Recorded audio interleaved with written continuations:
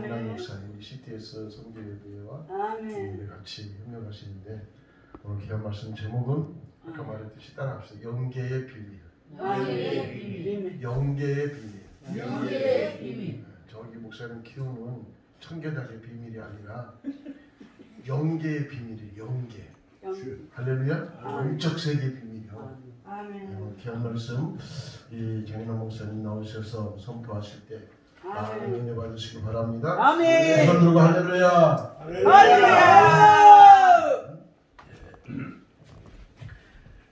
목사님이 본문이 뭐냐고 물어보길래 그냥 요한복음 3장 16절이라고 했어요.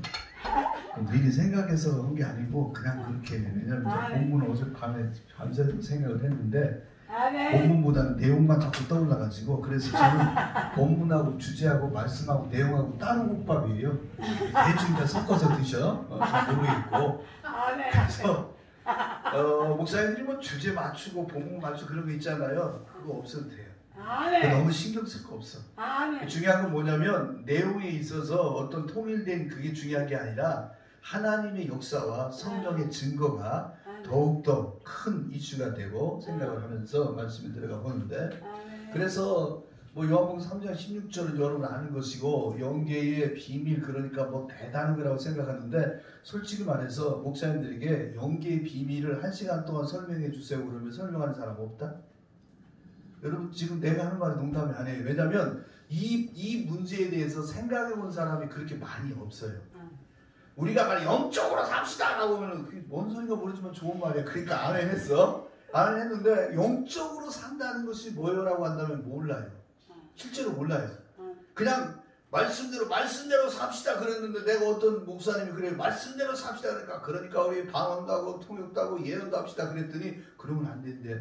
말씀대로 살아야지 왜 그런 거냐. 근데 뭐라고 하는지 알아요? 말씀이 써있는데, 여러분 보수교단의 가장 큰 약점이 뭐냐면 말씀대로 산다고 그러면서 하나님의 신비를 인정 안 해요. 그 이상하죠? 성경은 신비를 빼놓으면 뭐 남는 줄 알아요? 가죽밖에 안 남아요. 대초에 하나님이 천지를 창조했다. 얼마나 신비요.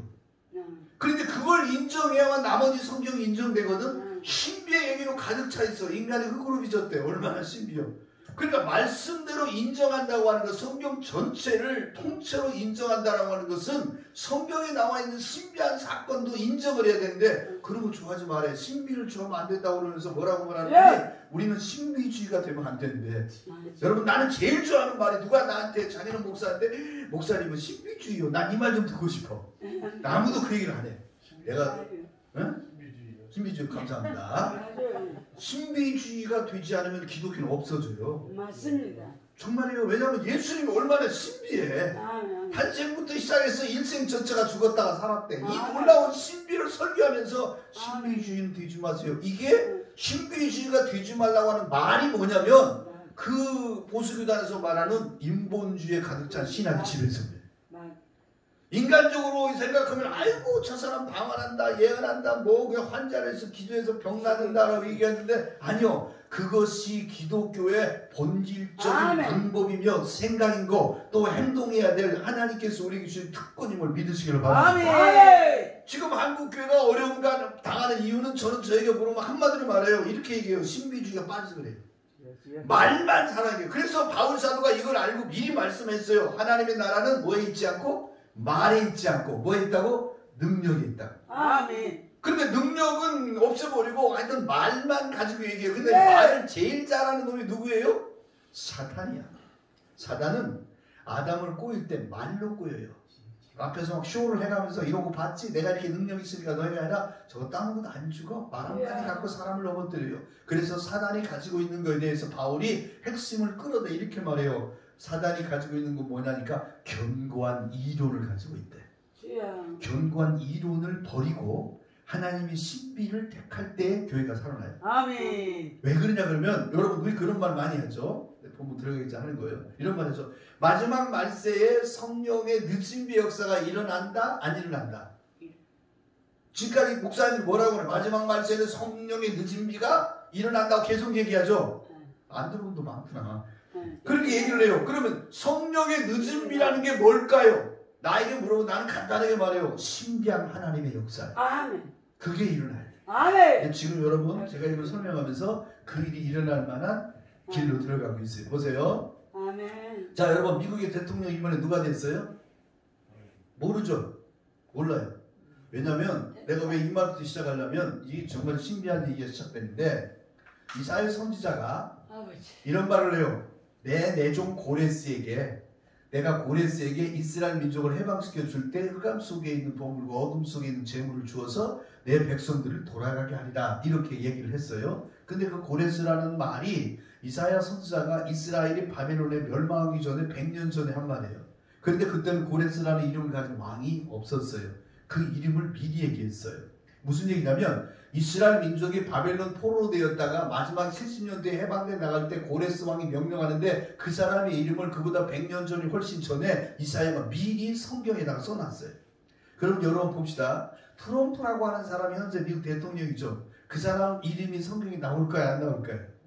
우리는 한 번도 안 들어봤죠. 근데 킹 제임스 버전에 의하면 영어 성경에 보면은 마지막 나팔 불 때라고 하는 말이 나와요. 그 영어로 the last 뭐라고 되어 있냐면 트럼프라고 되어 있어요. 놀라운 얘기가 뭐냐면 트럼프라고 하는 말의 뜻이 미국말로 동사에서 나팔을 불다라는 뜻이에요. 그래서 우리가 트럼펫이라고 했잖아요. 트럼펫이라고 하는 말은 트럼프에서 나온 명사예요. 나팔이란 말이에요. 그래서 왜 미국의 기독교인들이 소위 미국의 이제 보수라고 하는 사람들이 전부 트럼프를 밀어주고 있냐면 이 사람이 마지막 때에 이스라엘을 회복시킬 사람이라고 믿고 밀어준 거였어. 그래서 어떻게 됐느냐? 트럼프가 예루살렘에 찾아가서 2, 3년 전에 예루살렘을 어떻게 시켜요? 회복시켜요. 예루살렘은 누구의 수도다고요? 예루살렘이 이스라엘의 수도라고 이스라엘의 수도다고 얘기를 했어요. 그리고는 텔아비브에 있는 이제 그 미국의 대사관을 예루살렘으로 옮겼어요. 예루살렘이 이스라엘의 수도다라고 얘기한 것이 언제적 얘기냐면 지금부터 2500년 전에 있었던 이야기를 지금 끌어낸 거예요.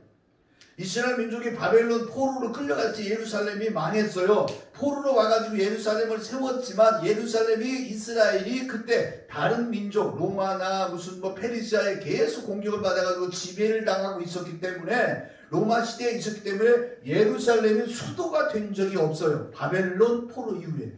근데 트럼프가 3년 전에 나와가지고 뭐라고 그러냐면은 예루살렘은 이스라엘의 수도다고 2500년 전에 성경을 말하는 내 백성을 불러 고토로 돌아오게 하리라. 고토란 옛날 터를 말하는데 그것이 예루살렘과 이스라엘 말하거든. 그 터로 돌아오게 하리라 그랬는데 트럼프가 가서 그 일을 해냈어요. 그리고 작년에 올해 초반에 무슨 일을 벌였냐면은 트럼프가 거기에 있는 이제 중동에 있는 국가들하고 평화 조약을 맺어요. 그래서 예루살렘을 서로 침략하지 않고 살자 이렇게 맺었거든요. 이런 일을 한 사람이 지금까지 2400년 동안에 한 명도 없었는데 트럼프가 나와서 갑자기 그 일을 해냈어요. 그러면 기독교인들 입장에서 볼 때나 이스라엘의 유대인의 입장으로 볼 때 이 사람은 누구요? 우리 민족을 해방시킨 고레스 왕과 같은 사람이에요. 그래서 이 미국 사람들이 기독교인들이 왜 제가 직접 동영상을 봤어요. 목사님들이 모아놓고 트럼프 같이 예배를 드리는 중에 설교 시간에 늘 하는 말이 있어요. 우리 하나님께서 이 시대에 고레스 왕과 같은 사람을 세우셨으니 바로 당신 트럼프요. 이게 목사님들이 하는 얘기야. 미국에서. 그래서 이번에 미국에서 엄청난 기독교인들이 또 트럼프를 밀었어요. 실제로 트럼프가 이겼는데 부정투표했다고 해가지고 바이든이 아직 1월달까지 그게 안 나와요. 그런데 여기서 또 하나 큰 문제가 제가 옛날 목사님한테 가끔 그 말 했어요. 나 여기서 이스트에서 설교할 때도 그 말 했는데 첫 번째 인을 떼면 누가 나와요? 100마를 탄 사람이 나와요. 근데 이 사람이 뭘 가지고 있냐면 활을 가지고 있어요. 그리고 이 사람이 면류관을 들고 있어요. 그리고 나갔대요. 나갔는데 이게 이제 문제가 뭐냐면 100만은 승리자가 타는 말이에요. 그래서 사람들이 말하기를 이 100만 탄자가 예수 그리스도로 말로도 하고 어떤 사람은 적 그리스도라고도 말을 해요. 근데 중요한 건 뭐냐면 100마가 적 그리스도인지 예수인지는 모르겠지만 이분이 이 100마를 탄 사람은 한 게 뭐냐면 이기고 그랬어요. 이긴 자요. 이긴 사람. 그러니까 저 그리스도가 이기든지 예수님이 이기든지 누가 이기든지 상관없어. 근데 중요한 건 뭐냐면 이 사람은 이겼어. 그런데 활을 들고 있어. 지금까지 많은 사람들이 활에 대한 설명을 한 적이 없어요. 근데 내가 이것을 2, 3년 전에 깨달아가지고 저쪽 기도원에 갔어요. 활이란 멀리 쏘는 무기예요. 멀리 쏘는 무기예요. 그래서 요즘 우리로 말하면 활은 미사일이에요. 미사일, 원자폭탄 같은 거예요. 멀리 쏠 수 있는 무기야. 그러면 세계 강대국에 지금 있는 현 수상이나 대통령이나 이 사람들이 강대국 하면 뭘 많이 가지고 있는 나라냐면은 핵무기나 미사일을 많이 가지고 있는 나라예요. 이게 활등자들이에요. 그 면류관을 얻었대. 이 사람이 뭐냐면 현직 대통령이 되든지 간에 아니면 저기 수상이 되든지 간에 하여튼 최고로 높은 권력을 얻은 사람이에요. 그런데 이 사람이 그 면류관을 받고 나가서 그 다음에 뭐냐면 이기고 또 이기려고 하더라 라는 말이 있어요. 나는 이 말씀이 지금까지 성경 읽으면서 이해가 안 됐어요. 그런데 지금 여러분 바이든이 투표에서는 이긴 것처럼 보이는데 트럼프가 이번에 다시 이게 그 선거에 대해서 재판 불복을 넣어가지고 어떻게 또 이기려고 하더라로 가고 있어. 여러분 제가 얘기하는 것이 여러분 얼마만큼 믿어지고 이해되는지 모르지만 신기한 일이 벌어진 거예요. 역사상 선거에 진 대통령이 대법원에다가 했는데 이번에 부정선거한 것이 막 드러나고 있어요. 그래서 이 부정선거한 것이 드러나면 트럼프가 또 이기게 돼 있어요. 근데 문제는 뭐냐면 또 이기려고 하더라도 끝나고 있어요. 성경이. 이길 수 있다는 거예요? 없다는 거예요? 모른다는 거예요. 왜 그러냐 그러면 1월달쯤 돼야 이 선거에 대한 모든 것이 나오는데 그 재판 과정이 길어지게 되면 미국은 어떤 폭동이나 혼란이나 어려운 일이 발생하게 되면 이기려고 하더라도 하더라라고 역사가 끝나버릴 수도 있어. 여러분 정말 재밌는 얘기인데 난 왜 이 말씀이 항상 어렸을 때부터 이기려고 하더라. 그러니까 이제 요한계시록 해석하는 분들은 이게 누구냐면은 이제 예수님인데 예수님이 십자가 부활 사건을 이겼고 마지막 때에 예수님께서 또 이기려고 하더라. 그러는데 성경에 예수님이 활을 가진 얘기가 안 나와요. 예수님은 입에서 이한 검이 나오고 예수님은 추수할 때 사용하는 낫과 같이 칼을 사용하는 분이지 활을 쓰는 분이 아니에요. 근데 여기는 활을 가진 자가 등장해요.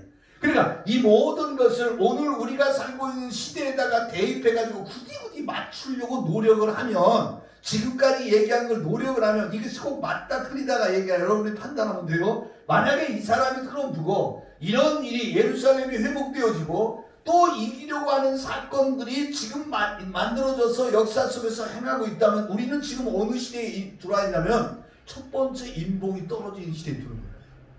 제가 하고자 하는 얘기는 이거예요. 여러분 우리 시대가 성경이 말하는 7년 대환란 가운데 맨 첫 번째 인봉이 떨어지는 시대에 들어가고 있다는 거예요. 그러면 이 다음에 뭐 들어오냐? 이 다음에 뭐 들어요? 검은 말이 들어오는데 백마 다음에 검은 말이 들어오는데 그때는 기근이 들어요. 여러분 알아도요. 올부터 진짜 기근이 시작됐어요. 그래서 엄청난 기근이 내년에 시작돼요. 정말.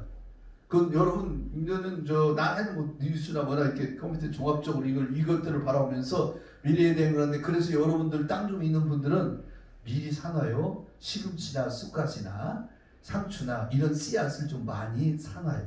이거 제가 한 말 아니에요.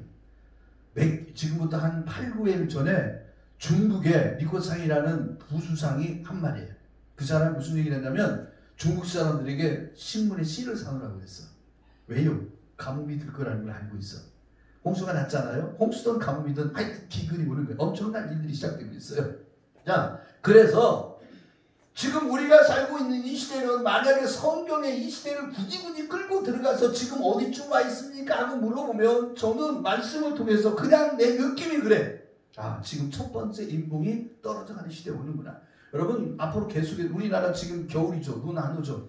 별로 안 나요. 올는지 모르는데 그래서 우리나라가 두 개로 나눠져요. 우기, 건기. 그래서 여름에는 비가 왕창 내리고 겨울에는 비 안 나요. 지금 그렇게 가고 있어요. 작년에도 그랬어요. 재작년에도 그랬어요. 지금 내가 알기로는 몇 년째 눈이 거의 안 오고 있고 겨울에 지금 난리야. 나이 드신 분들 다 알잖아. 우리 어릴 때는 이 시대 11월 이쯤 되면 엄청 추웠어요. 그거 없어요. 세상이 엄청 빠르게 변하는데 이 변화되는 세계 속에서 하나님이 이제 엄청난 일을 지금 계획을 하고 계시는데 굉장히 빠르게 세상이 변할 거예요.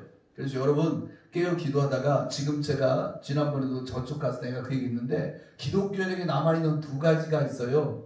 그게 뭐냐면 두 가지밖에 안 남았는데 뭐냐면 너희는 깨어 기도하라. 왜냐하면 주께서 언제 오실지 모르는데 두 사람이 잠을 자다가 한 사람은 가, 맷돌 갈다가 한 사람은 가, 두 사람이 밭에 일하다가 한 사람은 가. 이 사건은 뭐라고 그래요? 들림받는 휴거라고 그러잖아요. 남아있는 사건이 휴거 하나고 그 다음에 예수님이 말씀하세요. 사람들이 너희를 갖다가 죽는 데에 내어줄 거야. 그때 아버지가 자식을, 어머니가 딸을, 며느리가 시어머니를 서로 죽는데 잡아주고 내어준다고 말하잖아요. 그래서 666이라는 짐승의 표를 받지 않으면 성경이 뭐라고 되냐면은 그 남녀노소 있는 자 없는 자 이제 모든 사람들을 전부 다 어떻게 닥치는 대로 죽인대요. 그래서 우리에게 남아있는 게 휴거냐 순교냐 이 두 가지.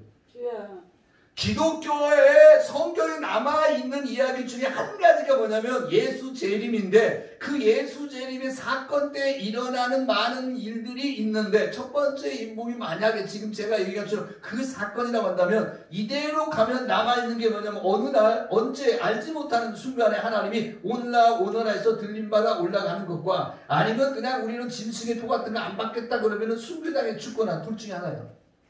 여러분 어떻게 생각하는지 모르지만 제가 기도원마다 다니다 보면 한 가지 기도원마다 폐해라고 그럴까 문제가 있어요. 그게 뭔지 알아요? 지금까지는 축복에 관한 얘기가 전부 통했어요. 지금부터는 아니에요. 지금부터는 순교냐 아니면 휴거냐 둘 중에 하나예요. 전 그렇게 봐요. 지금 우리가 살고 있는 이 세대를 펼쳐놓고 성경에서 어느 시대에 우리가 와 있습니까? 그래서 성경이 뭐라면 때를 알고 양식을 공급하는 하인이 그게 제대로 된 하인이요. 착하고 충성된 하인이요. 지금 때가 어디냐는 것을 성경을 통해서 늘 물어보면 지금 때는 틀림없이 주님이 오시기 직전 상황으로 가고 있다는 거예요. 그러면 이 직전 상황으로 가는 중에 앞으로 남아있는 이 사건 외에 교회 안에서는 어떤 일이 벌어지느냐 배교하는 자들이 나오고 이번에 코로나 때문에 점점 교회가 줄어요. 점점 줄어요. 제가 지난번 8.15 사건 났을 때 그걸 보면서 그랬어요. 8.15 때 광화문에서 난리 핀 다음에 무슨 얘기라는 분이 한국교회가 1년 안에 수천 개 문 닫겠다 그랬어요. 근데 실제로 지지난주에 내가 어떤 부흥강사를 만났는데 큰일 났다는 거예요. 나는 집에서 있지만 그야말로 돌아다니까 만나잖아. 큰일 났다는 거예요. 이런 상황으로 가고 있는데 오늘은 이제 여기까지 이제 제가 깨닫고 요즘에 아주 큰 고민에 빠진 게 이런 것들이고 그 다음에 이제 여러분들에게 영계의 비밀 말만 진짜 근사하지 사실은 뭐 그렇게 다 아는 얘기예요. 그런데 재밌는 거냐면 하여튼 구슬 서말도 꿰어야 보배인 것처럼 성경이 아는 것을 꿰어서 머릿속에 넣어야 대처가 되는데 그게 잘 안 돼 사람들이. 그래서 제가 꿰어볼게요. 자, 우리가 가지고 있는 인간이 있어요. 인간은 팔자가 기구하기 때문에 항상 팔자만 쓰면 돼요. 자, 인간이 있는데 성경에 보면은 영이라고 하는 것, 영에 대해서 맨 처음에 등장하는 일이 뭐냐면 생명이라는 것이 등장해요. 생명. 하나님이 흙으로 인간을 빚었잖아요. 그리고 그 흙에다가 뭘 줘요? 생명을 줬어요. 자, 그러면 생명은 뭐냐면 영이에요. 그러니까 영어에도 live spiritual이라고 되어 있어요. 살아있는 영. 이렇게 얘기를 하죠. 살아있는 영을 준 거야. 그런데 그럼 여기서 이제 첫 번째 식물이고 생명이라고 하는 것은 하나님이 주셨어요. 어디다 주었냐면은 흙에다가 주었어요. 흙에다가. 흙으로 빚어진 인간의 육체에다가 부어주셨는데 그래서 뭐가 됐느냐? 인간이 되었다는 거예요. 그러면 여러분 우리가 이제 생명이라고 하는 것은 소멸되는 것일까? 없어지는 것일까? 없어지지 않는 것일까?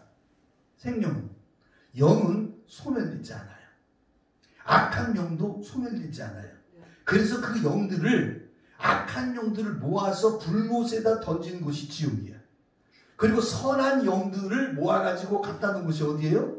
천국이야. 다 알겠죠? 그렇다면 영은 인간 몸에 왔다고 해서 인간이 죽으니까 영이 사라지는 게 아니라는 거예요.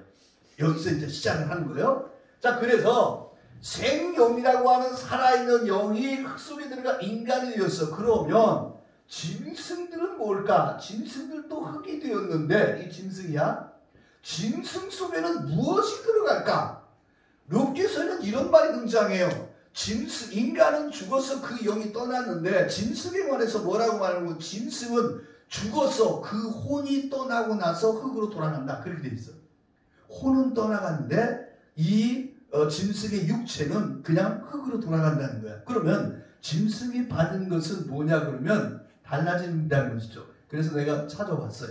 이게 뭘까 그랬더니 일시적인 생명의 영향을, 생명의 어떤 거, 그러니까 예를 들어 이런 거요.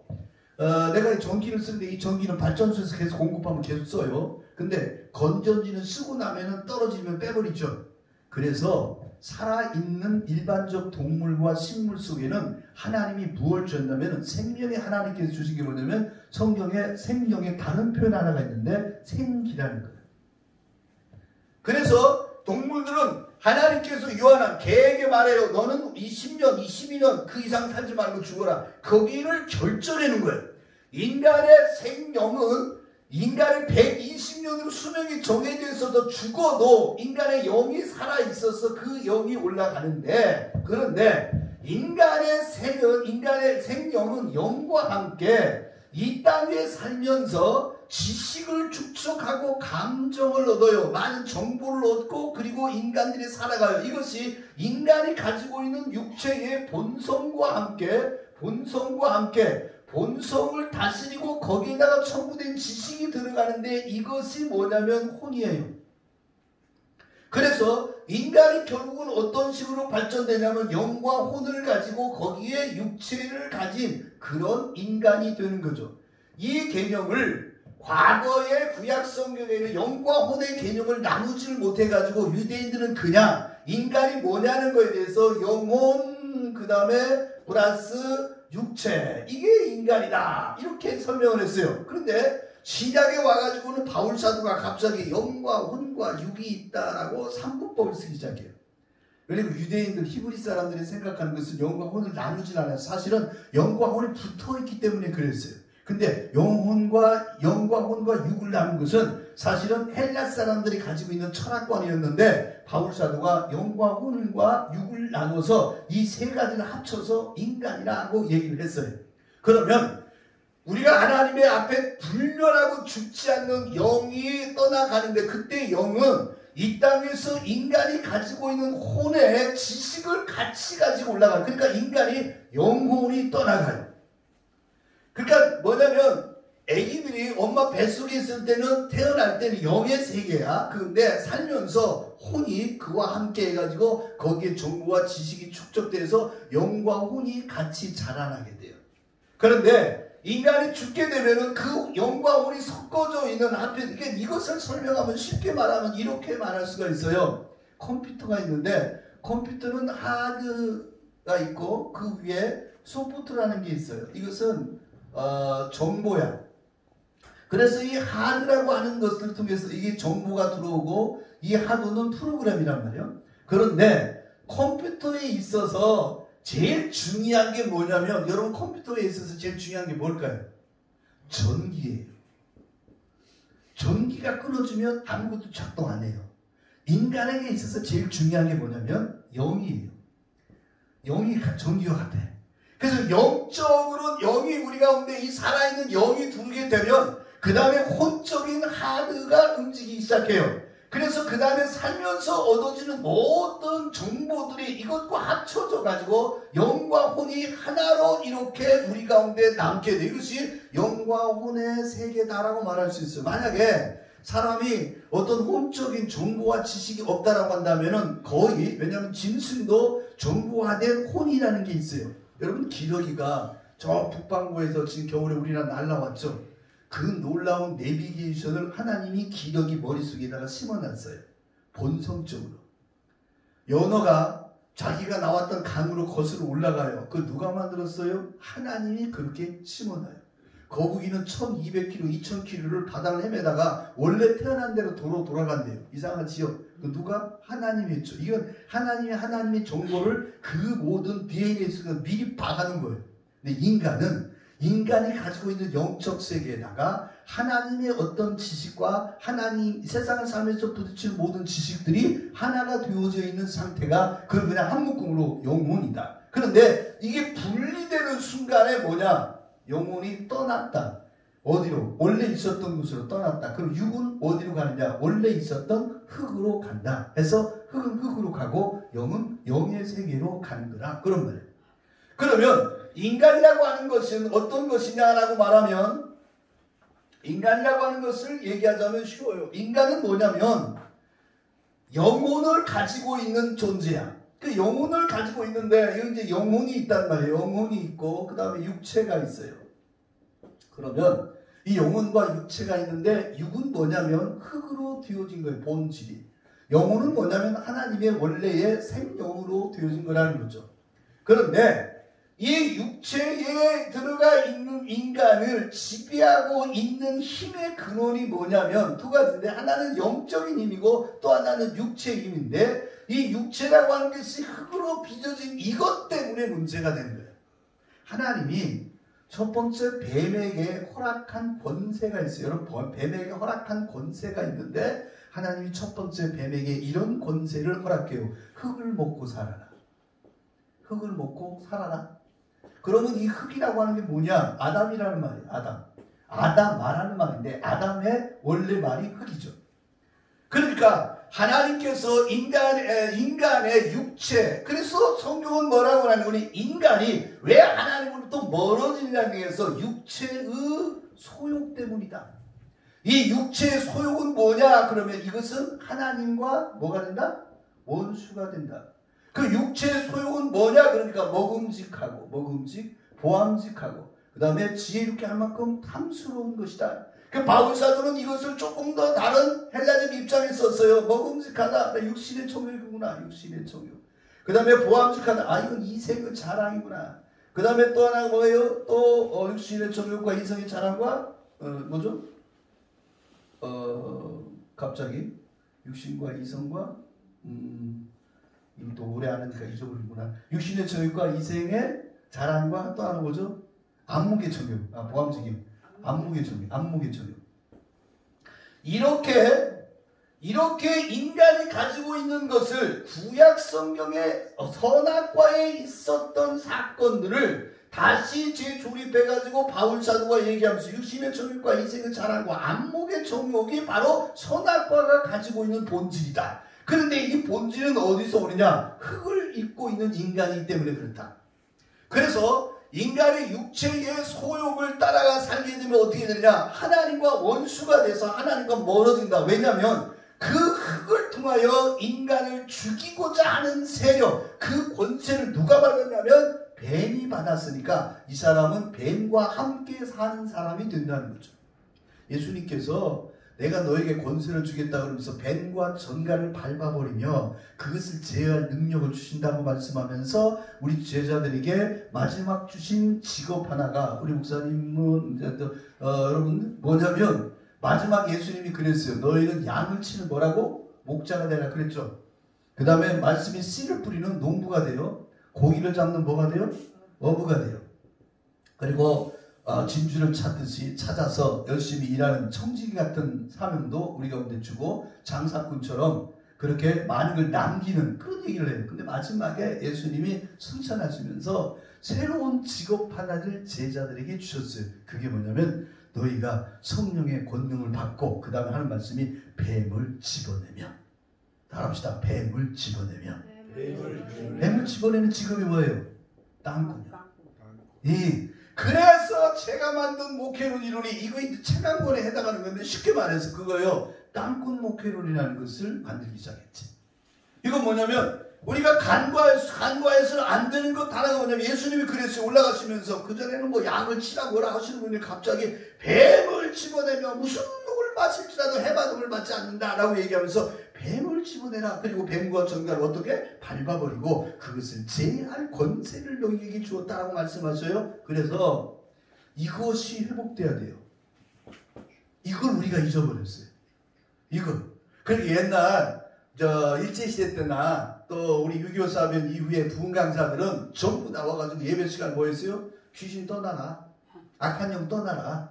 그러면서 그 귀신들을 축사하고 몰아내고 그랬잖아요. 그런데 그렇게 하고 있을 때 하나님의 영적 권능이 일어나는데, 이유가 뭐냐? 이 흙을 먹고 있는 뱀이 붙어있는 육체에 뱀을 집어냄으로 인하여서 그 뱀을 집어낸 그 자리에 하나님의 영적 은혜와 능력이 다시 투입돼 들어가면서 이 사람을 어떤 사람으로 만드느냐? 하나님의 사람으로 만드는 그런 작업을 했다는 거예요.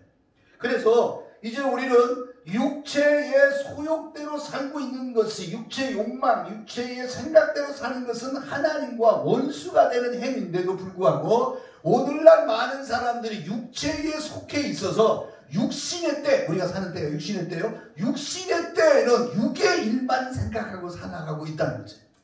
그럼 육의 일을 생각하지 않고 하나님의 일을 위해서 사는 사람들은 어떠한 삶을 살아야 되느냐라고 이제 얘기를 할 때 여기서 우리는 영적인 이야기가 시작이 되는 거죠. 자, 영의 세계는 하나님의 생영이 있어요.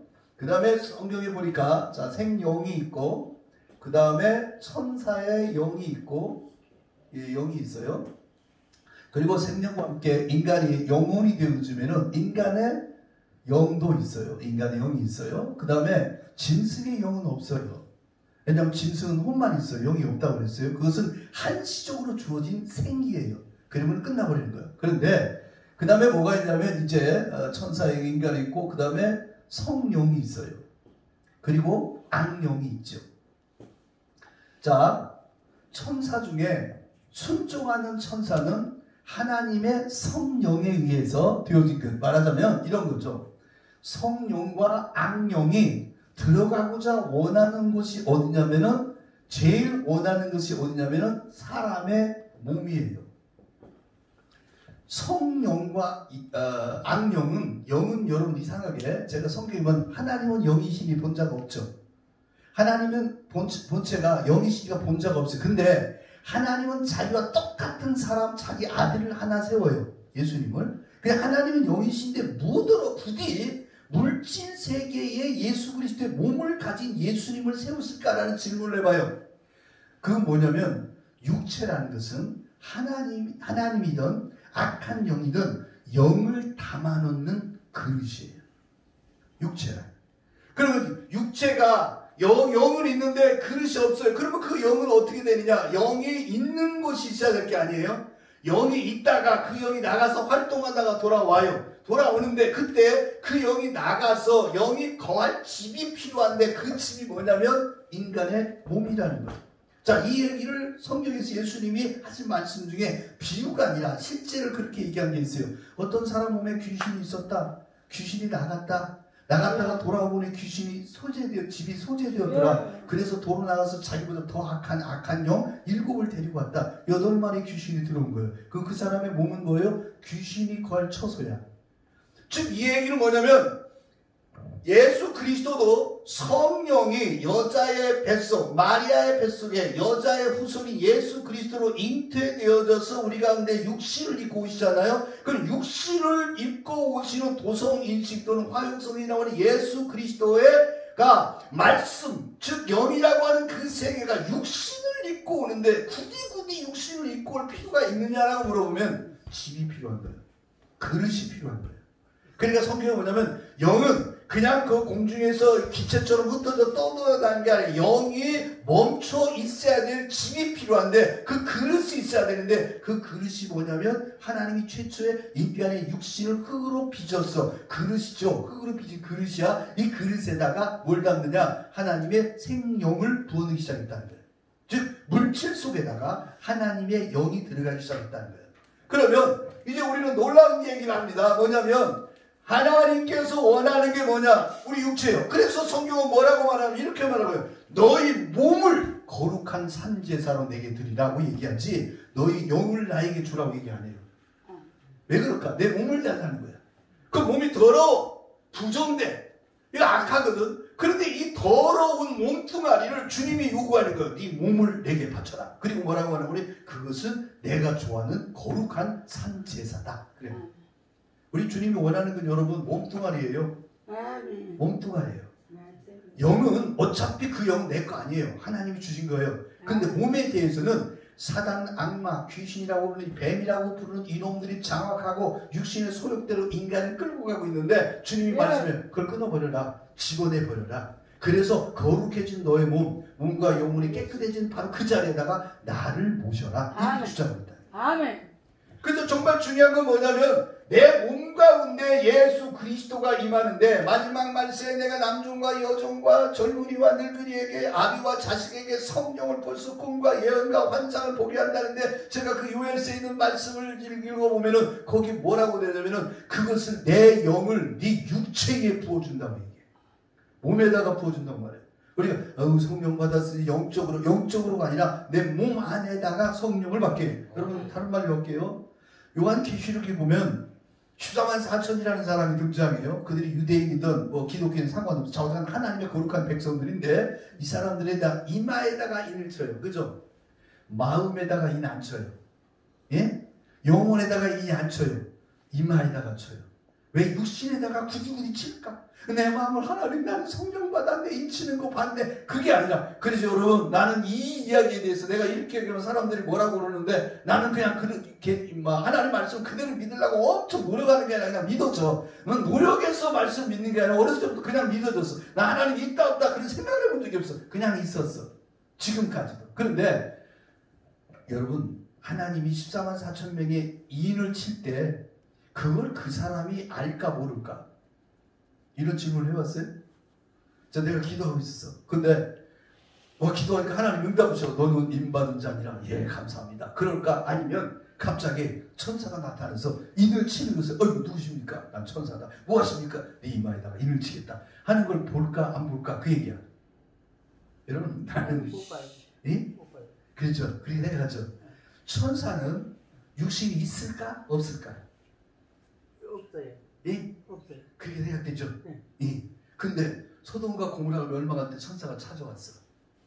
거기에 천사 두 사람이 찾아왔어요. 그랬는데 소돔과 고모라 성 사람들이 보니까 너무 이뻐. 그 천사는 엄밀한 의미로 말하면 남자도 여자도 아니에요. 천사에 대한 성을 얘기할 때 남성성을 쓰지도 않고 여성성을 쓰지 않는데 외국에서 이제 쓰는데 중요한 건 뭐냐면 그 천사가 남자인지 여자인지 모르지만 하나님의 수종받는 사람이니까 어마어마하게 멋지게 생겼잖아. 그래 멋지게 생겼으니까 그 천사를 보고 사람들이 생각할 때 이렇게 저 멋진 저 남자인데 멋진 놈이야. 이게 저런 걸 때리다가 동성연애가 시작된 거죠. 그래서 어떻게 해보자. 그게 소돔과 고모라 얘기예요.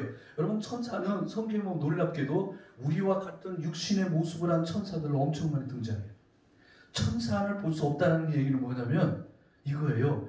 영으로 하나님께서 보여주실 때는 천사를 볼 수가 없는 거죠. 여러분 내가 꿈속에서 꿈을 꿨어. 근데 흐물흐물한 뭐가 천사 같은 것이 나타나서 그 영으로 하나님께서 환상 속에 보여준 거예요. 그런데 다니엘도 실제로 천사를 만나고 우리가 아는 발람도 천사를 직접 만나고 성경에 바울사도나 베드로도 천사가 와서 옥문을 깨뜨리고 나가라는 거예요. 그리고 그 천사가 환상 중에 나타나가지고 쓱 나타나더니 나는 환상이다? 아직 영적인 거야? 그냥 왔다 갔다 해도 돼? 그게 아니라 진짜 그 천사가 육신처럼 모습을 입고 우리 가운데 나타나는데 제가 왜 이 얘기를 하냐면 영은 영 상태로서 그냥 있는 것이 불안전하기 때문에 육신을 자꾸 입으려고 하는 습성이 있어요.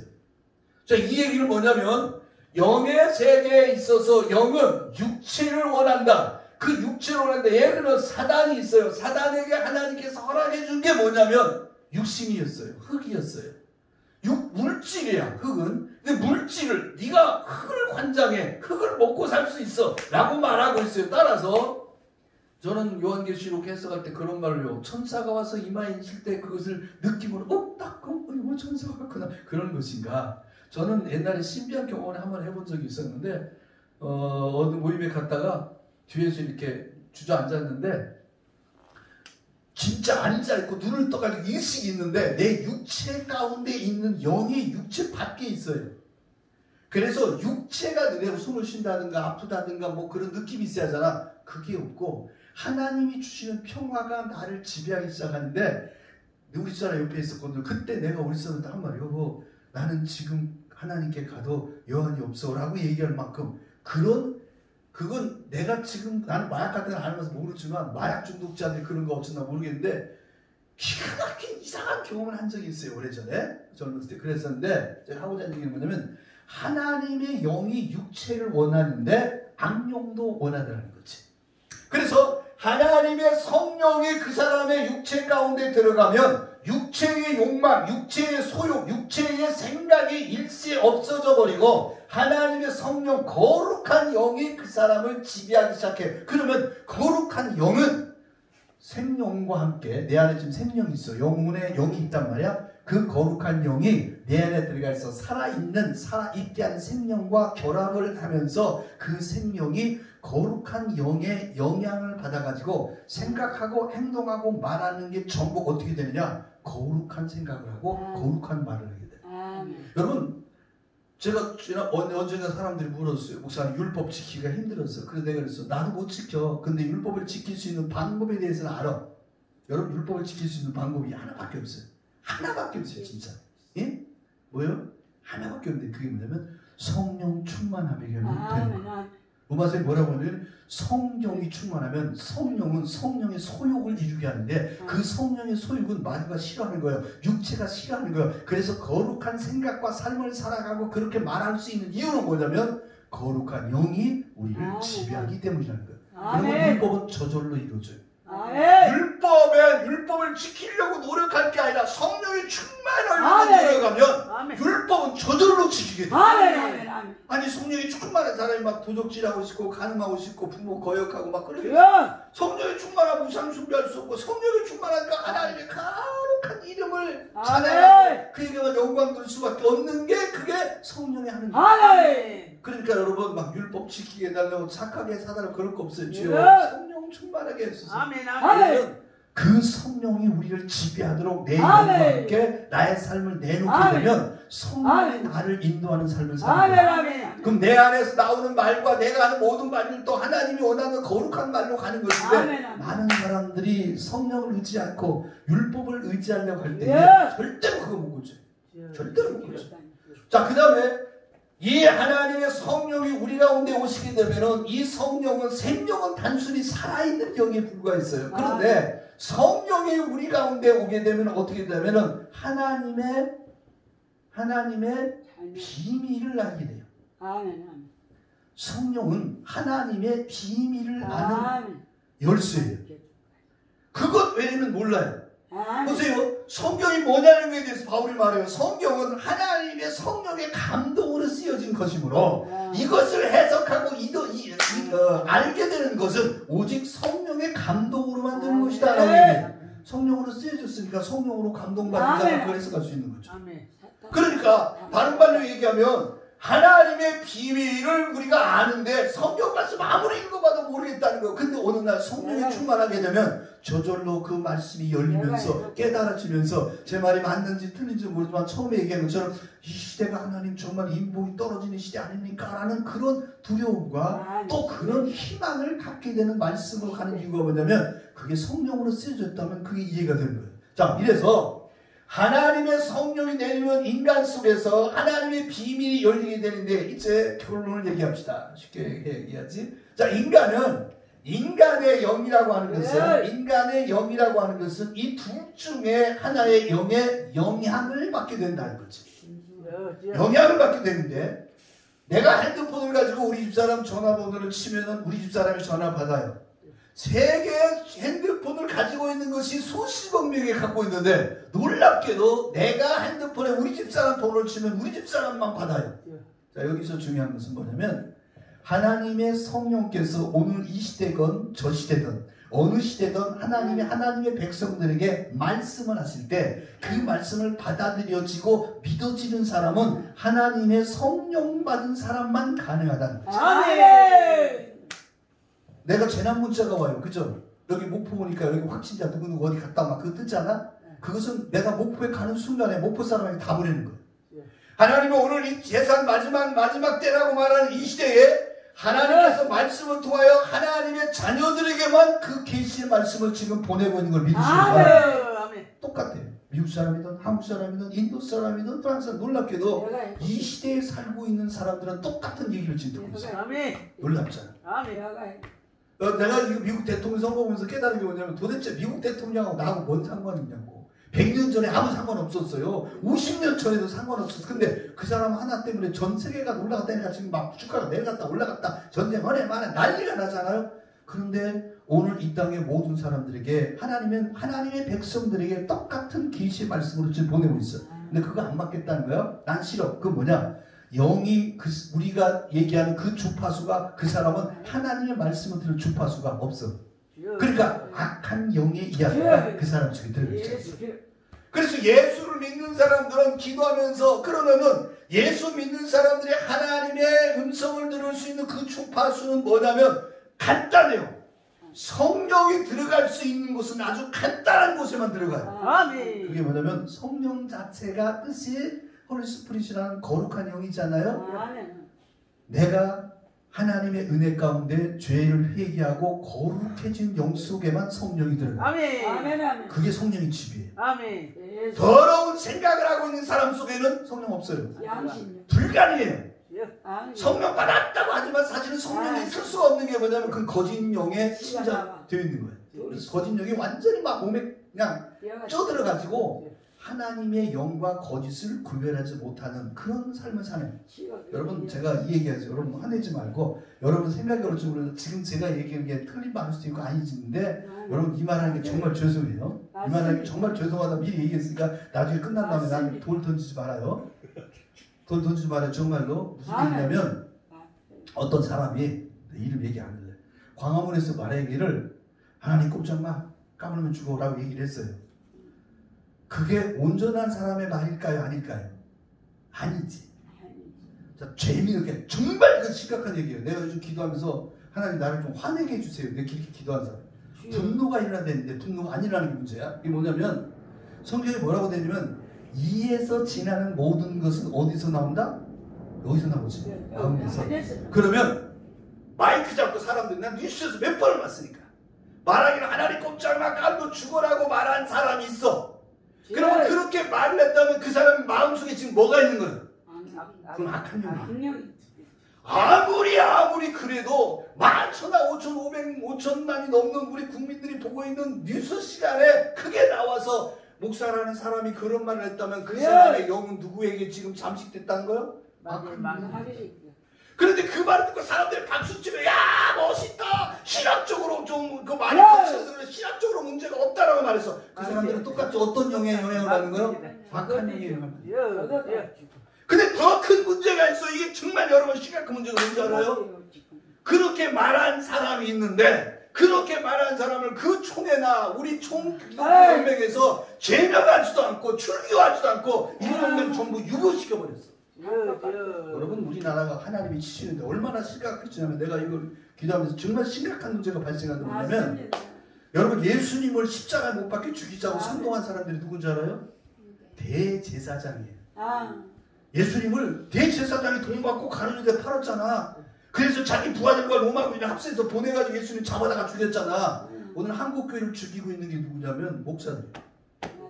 한국교회를 죽이는 게 뭐냐면 그렇게 무서운 참담한 말을 주의 이름을 망령되이 일컫지 말라. 그의 이름을 망령되이 일컫는 자를 죄 없다 아니하리니 라고 써있었어요. 십계명이 세 번째 계명이에요. 근데 그런 말을 했는데 한국의 원로 목사님이나 그 교단 목사는 아니요 말 그런 실수할 수 있게 이건 실수가 아니야. 이거 진짜 악한 영에 의해서 지배받는 것을 우리 눈앞에 지금 보여주고 있단 말이야. 아멘. 그런데 그 사람을 박수 치면서 사람들이 하는 말이 아니 실수한 말이 좀 거치도 한데 차라리 어떤 얘기를 하다가 예를 들어서 문재인이 그러고 자식 개새끼야 쓰라들으면 욕을 했으면 이해를 해 내가. 근데 하나님을 그렇게 얘기해. 근데 그걸 보고 사람들 목사들이 원로들이 입을 딱 떠는 거야. 아야 이 사람 많이 거칠어서 괜찮아. 그래서 그 총회 열렸는데 유고시켰어 1년간. 똑같은 원로들이 좀 똑같은 거. 그래서 내가 그걸 보면서 하나님 정말 심각합니다. 이 나라가 얼마나 이 주의 종들이 영적으로 지금 무디워지고 약해졌는지 백주 대낮에 TV 앞에서 사람들을 수십만 모아놓고 그따위 얘기를 하는 사람들을 보면서요 훌륭한군요 위대한군요 미쳤어요.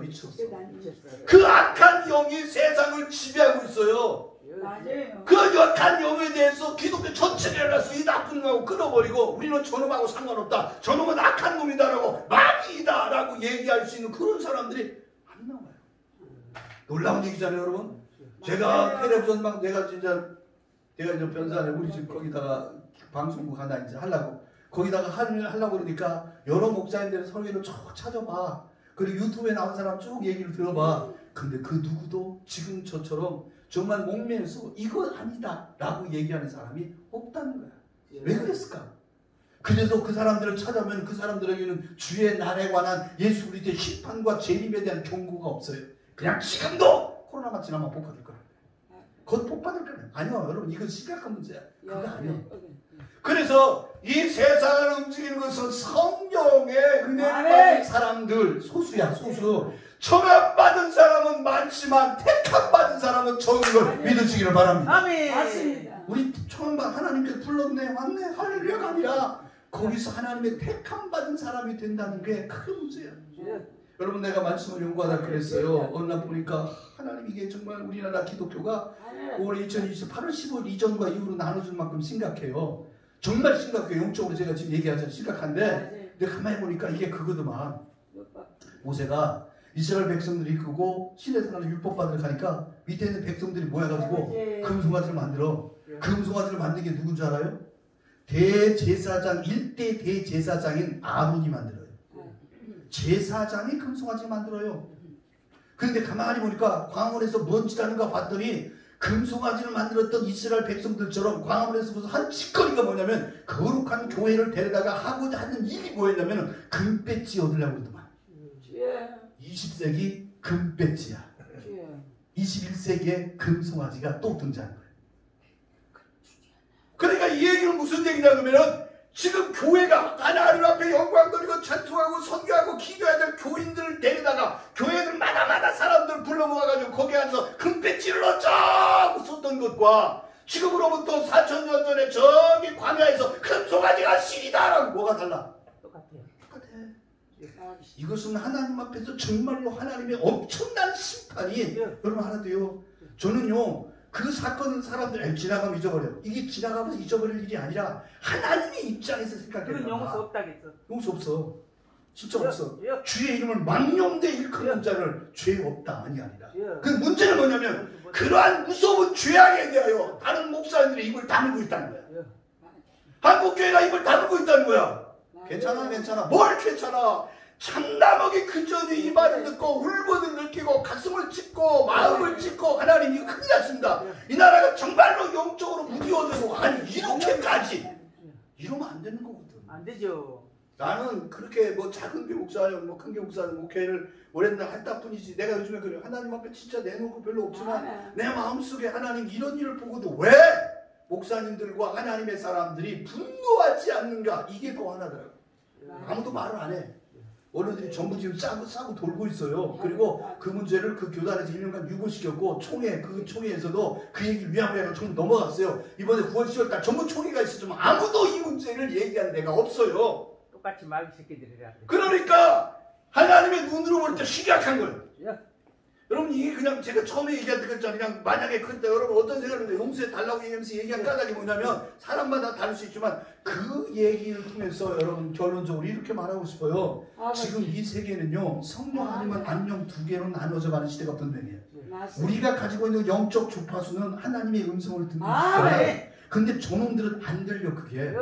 안 들려. 오히려 그런 말을 이상한 말을 하는 사람들의 얘기를 듣고 박수치고 따라가. 주의 거룩한 몸된 교회, 예수의 피로 세운 교회와 성도들을 이끌고 나가서 세상의 정치판, 투쟁판 들어가가지고 누구 되라 누구 해라. 그거 우리가 하는 일이 아니에요. 우리는 예수의 영광을 위하여 존재하는 게 교회예요. 한 10만 명, 20만 명 모아놓고 한 세월을 이런 세월을 해야 되는데 그럼 끝나자마자 난 돌 맞아 죽을 거예요. 여러분 이게 정말 문제예요. 거룩한 말을 하고 올바른 말을 하는 사람들이 요즘에는 우습게 알아요. 그 사람들은 더 욕해요 우리 보고. 그렇죠. 욕하고 이런 말 했다고 어떤 목사님 와가지고 막 공망치고 막 들이맞고 텔레비전 뉴스 나오더라고. 그래서 나도 이거 유튜브에다 얘기했다가는 죽게 생겼구나. 그래서 요즘에 그래요. 그냥 죽지도 어차피 하나님이 살려주시지. 하나님이 살려주셨지만 죽어도 괜찮아. 난 요즘에 느낌이 그래요. 죽어도 괜찮아. 내가 여기 오면서 우리 목포에 우리 아들이 살아요 여기. 남하게 살아가지고 오다가 우리 손자 먹을 거 갖다 주냐 손자들 거기 뭐 내려주고 갔거든 우리 사람 주워서. 근데 우리 손자 내려와서 이제 돌 지났어. 그래서 이 볼 잡고 복 받으라. 그리고 다 왔어. 오면서 내가 이런 생각이 들어요. 우리 살 만큼 살았잖아. 난 세상에 미련이 별로 없어요. 근데 썩어가는 이 세상에 영적으로 보면 하나님이 진짜로 쓰고 있는 거야 이게. 정말 큰 문제야. 그러니까 이제 하나님의 거룩한 백성들이 출원해가지고 나오는데 결론, 아까부터 결론이야? 결론이 뭐냐면 여러분 제가 이제 그 판소리를 했잖아. 성경 판소리를 많이 만들었잖아요. 근데 거기 보면 삼손 얘기를 좋아해. 삼손 얘기가 9부작, 10부작으로 한 300분짜리를 설교와 함께 있는데 그 재작년에 FTV에서 했었어요. 그 9부작까지 한 8부작을 했구나.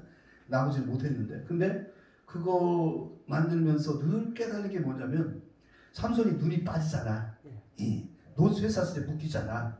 감옥에 갇혔잖아. 그리고는 나비나 소가비는 연자 맷돌 굴리면서 지금 맷돌질 하고 있잖아. 맷돌이 굉장히 큽니다. 근데 그걸 이제 돌리고 앉아있단 말이에요. 그 눈 빠진 삼손은 옛날에 성경에 보면 삼손이 사상 14장부터 등장하는데 14, 15, 16, 17 4장에 등장해요. 근데 웃기는 게 뭐냐면 처음에는 엄마가 등장해. 삼손의 엄마가. 그 다음 15장 16장 가면 누가 등장하면 삼손이 주인자는 기생이 등장하고 그 다음에 마지막에 들릴라가 등장해. 그래서 처음에 소량 여자예요 결혼하고 마지막 그 두 번째가 기생 마지막에 들릴라까지 이 삼손은 젊었을 때 이쁜 여자만 보면 침을 질질 흘리고 쫓아가는 남자였어. 근데 하나님 어떻게 한 줄 알아요? 눈 빼버렸어. 아무것도 안 돼. 아무것도 안 돼. 난 그걸 보면서 이렇게 해석해. 한국교회가 그동안의 멋진 교회, 멋진 목사님. 내가 이전에 있었던 교회에서 교회가 35명쯤 모였습니다. 처음에 교회를 갔더니 나중에 거기서 보상받고 나하고 개척해서 새로 세워가지고 교인이 한 300명 됐어. 근데 교회가 커지니까 내가 세운 장로님들 4명이 교회에 장로가 없었는데 4분 세웠어 내가. 근데 그분들이 뭐라고 하잖아요. 교회가 이렇게 컸으니까 우리 교회도 박사님 모시자. 그래서 나왔어 내가. 놀라운 얘기죠. 내가 인물이 어디가 부족하지. 그리고 나서 무슨 얘기를 나중에 듣는 건 줄 아니까 이 다음에 오시는 목사님은 박사 목사님이다. 키 큰 목사님을 모시자. 여러분 그게 얼마나 기분 나쁜 줄 알아요. 그래서 나중에 석사, 박사 하고 있는 놈 하나를 데려다가 세웠는데 그 놈의 자식은 온 지 몇 개월 뒤에 두 번째 무면허 음주에다가 음주 운전하고 사고 나가지고 교도소 갔어. 박사라고 모셔왔는데 개판돼 버렸어. 하나님이 하셔도 돼요. 제가 하고자 하는 얘기는 뭐냐면요. 사람들은 그렇게 생각하고 살아요. 늘 앞에 교회가 크니까 이제는 큰 교회에 맞춰서 교회가 컸어요. 굉장히 큰 교회를 세웠었거든요. 그러니까 큰 교회에다가 이제 여기에 맞는 목사님. 그래서 삼손처럼 예쁜 여자다. 그냥 하나님 눈 쏙 봐봐봐요. 삼손이 힘이 세가지고 그 잘난 척하니까 하나님이 노사슬을 묶어버리고 그리고 머리카락 잘라버리고 그리고 하는 일 없이 맨날 그 치욕을 하는 거야. 그때 삼손의 인생 중에서 나는 그 삼손가에서 이걸 깨달은 거야. 삼손이 나빠져가지고 있잖아요. 삼손 흉라 살펴보니 눈은 뽑혀서 흑암이요 3달 같던 머리알채라 다 잘려 동산이 되었구나. 이게 삼손가에 나오는 그 얘기야. 그러면서 그 중간에 이러면 천하용왕 삼손이라 당나귀 턱뼈 하나로 1,000명을 죽인 내가 눈을 못 비우고 그런 얘기들이 등장해. 그런데 그때 삼손이 그의 일생에서 난 그걸 만들면서 뭘 깨달으면 삼손이 일생 동안 가서 사고만 쳐요. 결혼하겠다 원수가 싸우고 죽이고 사고만 쳐요. 그때 하나님이 돌아다니면서 도와줘가지고 어떻게든 살렸어. 근데 처음으로 감옥에 갇힌 눈 빠진 삼손이 그 감옥에서 누굴 만나러 가냐면 하나님 만나. 지금 여러분 이 시대가 한국교회가 이제 더 이상 볼 거 없어. 눈 빠졌어요. 정신 나간 원로들이 가득해요. 큰 교회 세우겠다고 난리 피운 교회들이 빚 못 갚아가지고 이단을 엄청 넘어갔어요. 지금도 넘어가고 있어요. 이제 우리는 노사슬에 묶였고 감옥에 갇히듯이 세상에 아주 그냥 욕 얻어먹는 내가 요즘에 멋껏 가면 교회가 예배드리지 마 난리법석을 피우는 그런 시대에 살고 있을 때 이때 삼손처럼 하나님을 찾아가는 주의 종들이 나타나야 돼.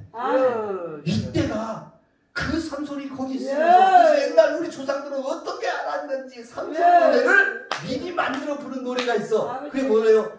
꼭 숨어라 머리카락 보일라. 머리카락 기나 이제 아버지. 영적 머리카락이 길어나 나는 이 머리카락을 신학적으로 내가 만든 그 삼손과 이렇게 말해. 무슨 소리는 거듭난 머리카락이야. 아멘.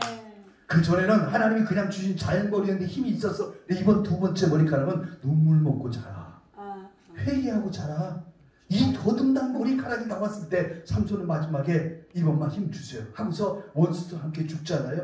나는 이 시기가 하나님의 영적 사람들을 다시 만드는 시대라고 봐요. 아멘. 그리고 이제 시기가 조금 지나가면 완전히 극단적인 성경에 그한 하나님의 사람들과 그 악한 영들과 참담한 말을 하고 있는 그 더러운 영에 속한 사람들과 대결이 시작될 거예요. 우리가 싸울 것은 이 세상의 혈과 육에 속한 것이 아니요. 우리가 싸울 것은 하나님의 우리의 영적인 눈을 떠서 보면은 흑암의 권세와 공중 권세와 이 어둠의 권세들과 이 세상 정사와의 싸움에서 승리하기까지 이 기도원과 우리 모두가 지금 눈 빠졌어. 쇠사슬 묶여서 혼자 놀잖아. 이때가 영적 거듭난 머리카락을 성장하기를 주의 이름으로 축원드립니다. 기도하겠습니다. 하나님 아버지 감사합니다. 오늘 영적인 능력을 허락하여 주시옵소서. 세상에는 두 종류의 사람밖에 없는데 성령 받은 자, 악령 받은 자밖에 없는 줄 알고 우리는 더 큰 성령의 역사로 말미암아 충만한 인생이 되게 하여 주옵시고 하나님의 종들이 되게 하여 주옵시고 이 마지막 때에 분노하고 애끓는 마음으로 울고 마음을 찢고 회개하여 미수바의 대성회가 다시 한번 일어나 한국에 놀라운 하나님의 영적 일들이 벌어져 세계를 변화시키는 하나님의 일들이 오늘 스테이스와 우리 목사들 가운데 우리 주의 종들에게 임할 수 있도록 성령님 축복하여 주시옵소서. 모든 것 감사하고 예수님의 이름으로 기도합니다. 아멘.